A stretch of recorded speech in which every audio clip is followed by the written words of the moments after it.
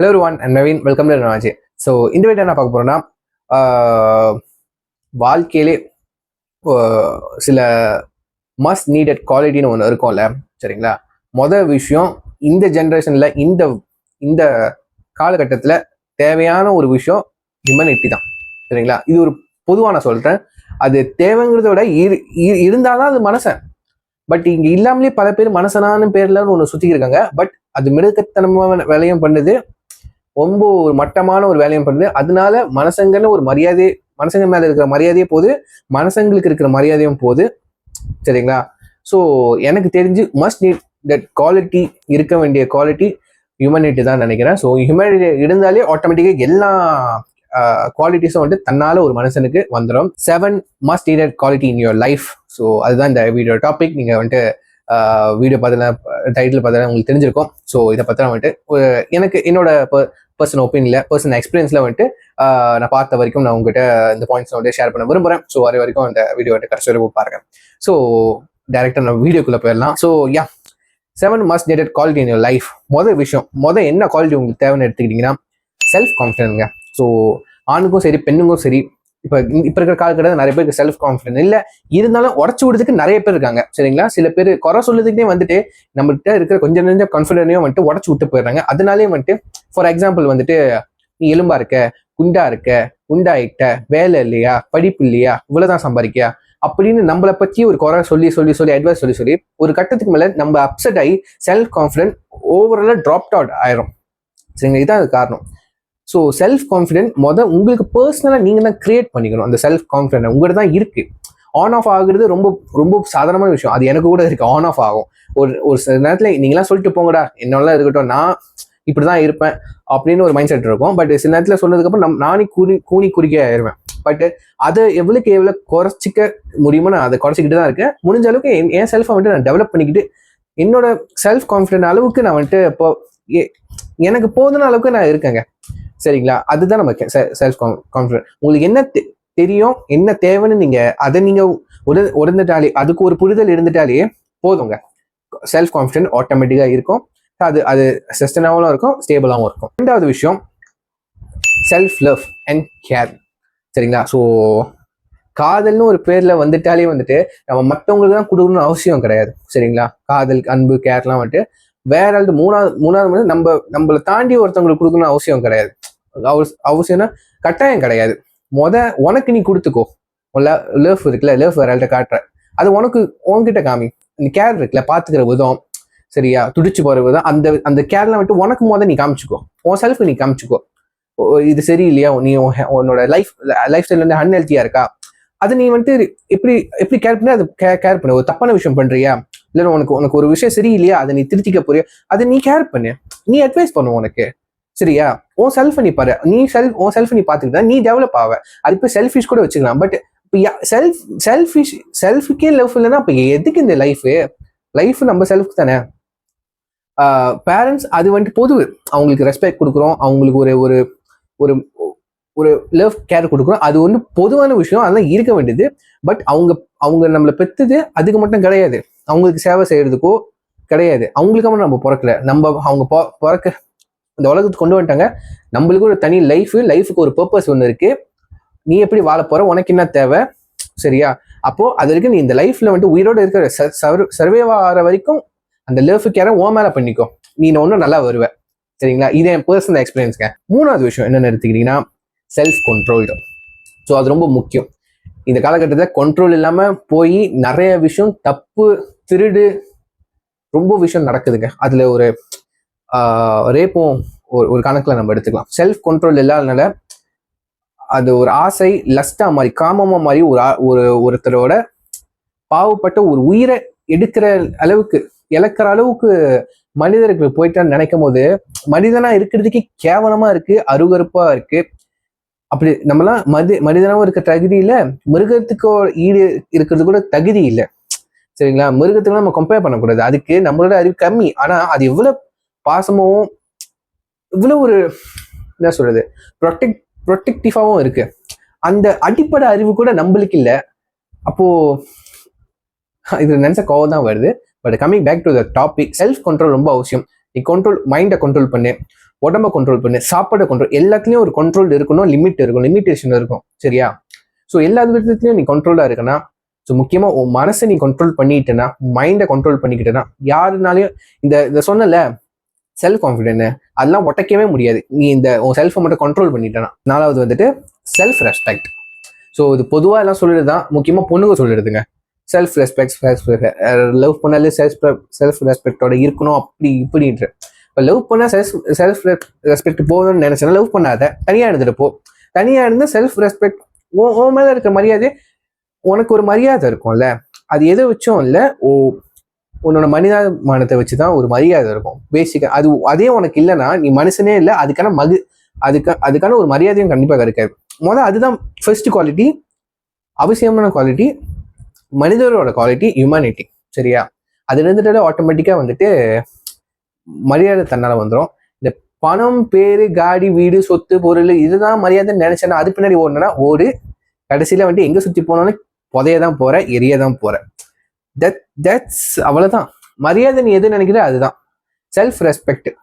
நீ ஒன்னை எப்படி மதிக்கிற, நீ ஒன்னே மாதிரி மதிக்கிற, நீ ஒன்னே எப்படி வச்சுக்கிற, நம்மளை எப்படி வச்சுக்கிறோமோ, எவ்வளவு மரியாதையா நம்மளை நடத்துறோமோ அதுலதான் இருக்கு செல்ஃப் ரெஸ்பெக்ட்.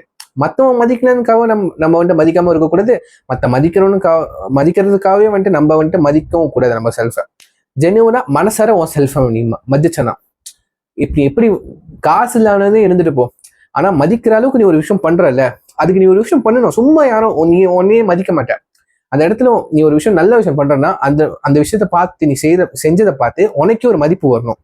நீ உனக்கு தோணும், இது ஒரு நல்ல விஷயம் நான் பண்ணியிருக்கேன், எனக்கு ஒரு பெருமையா இருக்கு. அப்போ அது ஒரு மரியாதை இருக்குல்ல, அதுதான் உண்மையான பெருமையான விஷயம். சரிங்களா?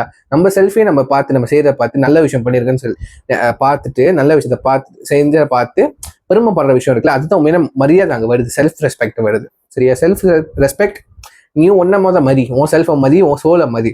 அதுக்கப்புறம் தான் வந்துட்டு வெளியெல்லாம் போய் தெரியல, அது உன் விருப்பம். Okay right. 5 வந்துட்டு ரெஸ்பான்சிபிள். பொறுப்பு. இந்த உலகத்துக்கு வந்ததுக்கு அப்புறமே நம்மளுக்கு ஆட்டோமேட்டிக்கா ஒரு பொறுப்பு வந்துடுது. என்ன பொறுப்புனா வந்துட்டு, உனக்கு கொடுத்த கொஞ்ச நேரம் தான் உலகத்துல. உனக்கு ஒரு வாடகைக்கு ஒரு சோல் கொடுத்தாச்சு, வாடகைக்கு ஒரு உடம்பு கொடுத்தாச்சு, தற்காலிகமா இருக்கிறதுக்கு இந்த உலகத்துக்கு ஒரு ஒரு உலகத்துல ஒரு வீடா கொடுத்தாச்சு, உலகம்னு சொல்லிட்டு ஒரு வீடா கொடுத்தாச்சு. அதுல உனக்கு என்ன பொறுப்பு இருக்குன்னா 2 பொறுப்பு இருக்கு. இதுல உனக்கு வாடகைக்கு கொடுத்த உடம்ப வந்துட்டு சரியா பாத்துக்கணும். சரியா? இப்போ ஏதாச்சும் வாடகைக்கு வாங்கினா சும்மா பாத்துக்கிறாங்க, என்ன பண்றானுங்க, திரும்ப காசை சார்ஜ் பண்றானுங்க. அது ஒரு காடிக்கு ஒரு ரெண்டுக்கு வாங்கினாலே சரி, ஒரு வீடை ரெண்டுக்கு வாங்கினா இவ்வளவு பத்திரமா பாத்துக்கிறோம், மெயின்டைன் பண்றோம், மெயின்டெனன்ஸ் ஃபீலாம் இருக்குல்ல, அதையும் வந்து நம்ம உடம்புக்கு நீ கொடுத்த நீ இருக்கிற உடம்பே ரெண்டுக்கு தான், எதுவுமே உன் சொந்தம் கிடையாது. நீ சேர்த்துட்டு எல்லாமே உன் சொந்தமா? அப்படி கிடையாது. ஸோ வீடு மாதிரி தான் நம்ம உடம்பும் நம்ம ரெண்டுக்கு தான் இருக்கோம். சரிங்களா? ஸோ என்னதான் வீடு சொந்தமா இருந்தாலும் அது நீ எடுத்துட்டு போறது கிடையாது. ஓகே?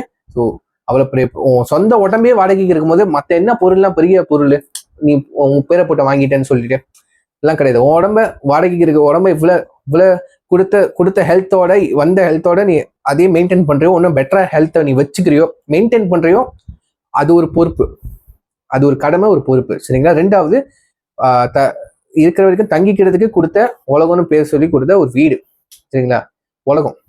இந்த உலகத்துல நீ எவ்வளவு கைண்டா இருக்க, ஒருத்தருக்கும் மனிதர்கள் இருக்கும், மனுஷங்க இருக்காங்க, பீப்புள் இருக்காங்க, அவங்க கூட எவ்வளவு குட் இன்ட்ராக்ஷன் வச்சிருக்க, ஹியூமனிட்டி எவ்வளவு வந்துட்டு நீ ஸ்ப்ரெட் பண்ற, வந்துட்டு இந்த உலகத்தை நீ எவ்வளவு வந்துட்டு ப்ரொடெக்ட் பண்ற.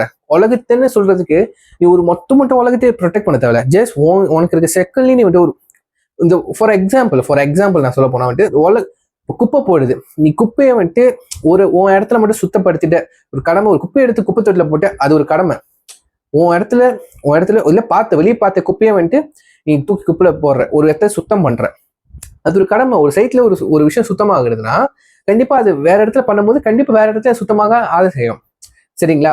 மாற்றம் இருக்கான அந்த மாற்றம் நம்மளுக்கு தெரியாம இருக்கனால அந்த மாற்றத்தை நம்மளே உண்டு பண்ணா அது ஒரு கடமை இல்லையா? சுத்தமா வச்சுக்கிறது இந்த உலகத்தை வந்துட்டு மெயின்டைன் பண்ணது எவ்வளவு ஒரு பொறுப்பான விஷயம். ஆனா பட் ஆல்ரெடி எல்லாம் மோசமா போயிடுச்சு. பட் நம்ம இருக்கிற சர்க்கிள், நம்மக்குள்ள இருக்கிற சர்க்கிளே நம்ம வந்துட்டு இவ்வளவு சுத்தமா பத்திரமா நான் பாத்துக்கணும்னா அது நம்ம கிட்ட தான் இருக்கு. அது நம்ம பொறுப்பு, கடமை கண்டிப்பா சொல்லுவேன். சரிங்களா? ஸோ மற்றபடி இந்த கடமைலாம் தவிர்த்து அம்மா அப்பாவுக்கு கொடுத்த கடமை அது இதுனா அதெல்லாம் வேற. இதுதான் இதுதான் மெயின். இதுதான் நீ பிறந்து லைஃப்பை வாழ்ந்து எந்த கட்டத்தில் வந்து முடிக்க போறியோ அதுல தான் இந்த ரெண்டு விஷயம் தான் மேஜரான ஒரு பொறுப்பு. சரிங்களா? ஸோ ஹோப்ஃபுல்லி நீங்கள் அண்டர்ஸ்டாண்ட் பண்ணிப்பீங்கன்னு நம்புறேன். 6th விஷயம் என்னன்னு கேட்டிங்கன்னா போல்டாக இருக்கிறது. ஸோ போல்டு இருக்கிறதா எல்லாமே போல்டாக இருப்பீங்கன்னு கேட்டிங்கன்னா கிடையாது. யாராவது ஒரு தடவை என்னதான் பெரிய வீரா சோறானா இருந்தாலும் ஒரு செகண்ட் ஏதாச்சும் ஒன்று நடந்தால் பயந்து தான் ஆவான், குறுகி தான் ஆவான், அப்செட் ஆகிட்டு தான் ஆவான், சேடாக தான் ஆவான். எல்லா நேரத்துலையும் எதனாலும் போல்டாக இருக்க முடியாது. பட் போல்டாக இருக்க வேண்டிய நேரத்துலேயே போல்டாக இல்லைன்னா எவ்வளோ பெரிய ஒரு உங்களே தெரியுது. ஸோ போல்ட்னஸ்ங்கிறது வந்துட்டு அதுவும் செல்ஃப்னஸ் தான். நீ உருவாக்க தான் ஒரு விஷயமும் உருவாக்கிட்டு வரோம். நீ சும்மா இருந்தாலும் தைரியம்லாம் தன்னால வந்துடாது. யாரும் உன்னை பிடிச்சி மோட்டிவேட்டாக போய் பண்ண போகிறது கிடையாது. உன் பக்கத்துல வந்து யாரும் நிற்க போகிறது கிடையாது ஃபைட் பண்ணுறதுக்கு. ஸோ நீ ஃபேக்காக வந்துட்டு போல்டாக நிற்கிறதுக்கு. ஸோ போல்ட்னஸ் வந்து அது நம்ம கிட்ட தான் இருக்கு. பெரிய பாடி பெரிய ஃபிசிக்லாம் வச்சிருந்தா நீ வந்துட்டு போல்டுன்னு கேட்டேன்னா கிடையாது. யார் பெரிய ஆழமான அறிவு சிந்தனை வச்சிருக்காங்களோ எனக்கு தெரிஞ்சு அவங்க தான் வந்துட்டு தைரியமான ஆளு, போல்டான ஆளு நான் நம்புறேன். சரிங்களா? எது முக்கியம் நீ எடை போட்டு பார்த்துக்கோ. சரியா? போல்டா இருக்கிறது ரொம்ப இம்பார்ட்டன்டான விஷயம். ஆணுக்கும் சரி பெண்ணுக்கும் சரி 2 பேருக்கும் பொருந்தும். ஸோ லாஸ்ட் விஷயம் என்னன்னு எடுத்துக்கிட்டீங்கன்னா எஃபிஷியன்ட்னு சொல்றதை விட இந்த உலகத்துல எல்லாமே வந்துட்டு இந்த அட்வான்ஸான டெக்னாலஜி வளர்ந்த இந்த உலகத்துல ஒரு கலியுகத்துல ஒரு மட்டமான ஒரு உலகத்துல இப்ப நம்ம வாழ்ந்துக்கிட்டு இருக்கோம். இந்த உலகத்துல வந்துட்டு இந்த இப்ப இருக்கிற ஹியூமனிட்டி, காதல், கத்திரிக்காய், இந்த கேர் பண்ணுறது, உண்மையா இருக்கிறது, லாயலா இருக்கிறது, இந்த வார்த்தைக்கெல்லாம் வந்துட்டு இந்த வார்த்தைலாம் எப்படியும் குடி தோண்டி புதைச்சாச்சு.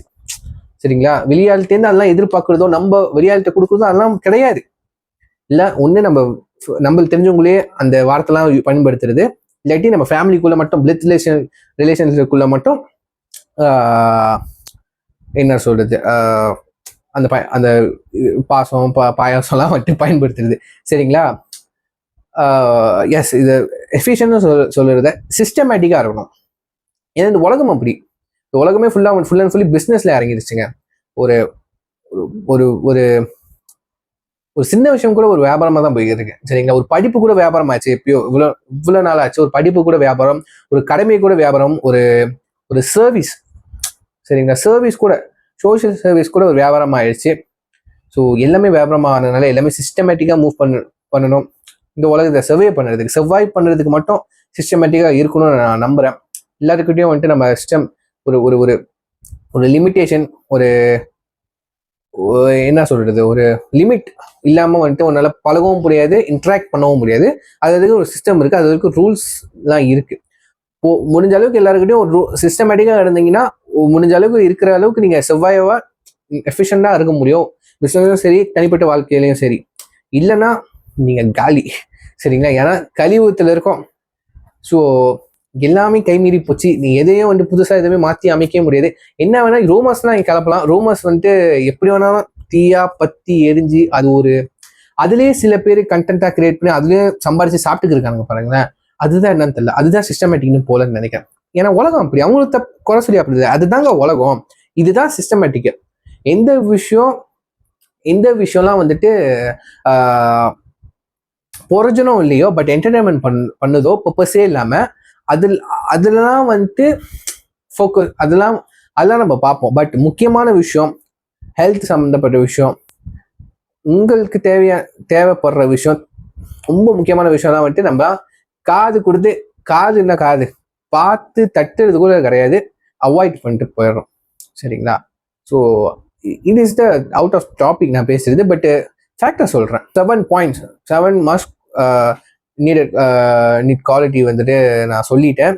ஸோ இதெல்லாம் உங்கள் லைஃப்பில் அப்ளை பண்ண முடிஞ்சா அப்ளை பண்ணுங்கள். யாருக்கெல்லாம் இந்த குவாலிட்டி இருக்கோ பர்சனலாக அதை நீங்கள் கீழே கமெண்ட் பண்ணுங்கள். யாருக்கெல்லாம் இந்த குவாலிட்டி இருக்குது இல்லை அப்படின்றது. இல்லாட்டி வேற ஒன்றும் மஸ்ட் நீட் குவாலிட்டி இருந்தாலும் உங்கள் வாழ்க்கையில் நினச்சிங்கன்னா அதையும் நீங்கள் வந்து கீழே சஜஸ்ட் பண்ணுங்கள். ஸோ நிறைய பேருக்கு பயன்படட்டும், நிறைய பேரை மோட்டிவேட் பண்ணட்டும். ஸோ இந்த மாதிரி கண்டென்ட் வீடியோ நான் வந்துட்டு எடுத்து பேசணும், ஒரு லைஃப் சம்மந்தப்பட்டது பேசணும்னு நினச்சிங்கன்னா அதையும் கீழே கமெண்ட் பண்ணுங்கள், நான் பார்த்து தெரிஞ்சுக்கிறேன். ப்ளீஸ் நிறைய பேர் ஆடியன்ஸ் கமெண்ட் பண்ணுங்கள். கண்டிப்பாக நல்ல ஒரு இன்ட்ராக்ஷனாக இருக்கும் உங்கள் கூட. சரிங்களா? ஸோ இது ஆடியன்ஸு யூடியூபர் அந்த மாதிரி பார்க்க வேணாம், ஒரு ஃப்ரெண்ட்ஸாக பாருங்கள். நான் உங்கள்கிட்ட சில விஷயம்லாம் ஷேர் பண்ண விரும்புகிறேன். நான் எக்ஸ்பீரியன்ஸ் பண்ணது, நான் பார்த்து எக்ஸ்பீரியன்ஸ் பண்ணதெல்லாம் அப்படி அதுதான் வந்துட்டு ஷேர் பண்ணிக்க விரும்புகிறேன். கண்டிப்பாக உங்களில் ஒரு ஆளுக்கு வந்துட்டு ஒரு மோட்டிவேஷனாக இருக்கலாம் நான் ஷேர் பண்ணுறது. ஏதாவது ஒரு கிவ் அண்ட் டேக்காக இருக்கலாங்க. சரிங்களா, எடுத்துக்கிற விஷயம் நிறையா இருக்கலாம். அதுதான் ஒரு யூஸ்ஃபுல்லான கண்டென்ட் அப்பப்போ மேக் பண்ணி போடுறோம்னு நினைக்கிறேன். ஸோ உங்கள் விருப்பம் சப்போர்ட் பண்ணுறதும் பண்ணாமல் இருக்கிறதும். ஸோ இதில் என் வீடியோ முடிச்சுக்கிறேன். இந்த வீடியோ பிடிச்சிருந்தா, இந்த மாதிரி கண்டென்ட்லாம் பிடிச்சிருந்தா இந்த வீடியோக்கு லைக் பண்ணிவிட்டு கீழே கமெண்ட் பண்ணுங்கள். ஸோ இந்த வீடியோ நிறைய பேருக்கு ஷேர் பண்ணி விடுங்க. So yeah, that's a video guys. I see you in next video. So take care. Bye.